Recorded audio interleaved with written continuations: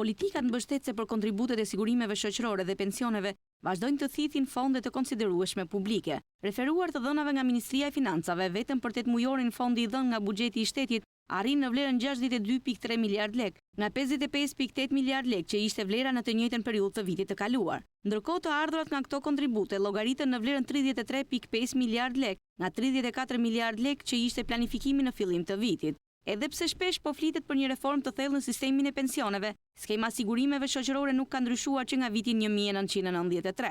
Por realizimi i reformës në sistemin e pensioneve duhet të bëhet përmes një formule të përkrahur nga të gjitha forcat politike. Ky ka qenë dhe mendimi i përfaqësuesve të Bankës Botërore për Shqipërinë. Kështu në kuadër të takimeve që ekspertë të Bankës Botërore dhe Fondit Monetar Ndërkombëtar po zhvillojnë në vendin tonë në lidhje me gjendjen e financave publike, përfaqësues të këtyre dy institucioneve kanë diskutuar me zyrtar të Ministrisë së Financave për reformën e sigurimeve shoqërore dhe atë të pensioneve.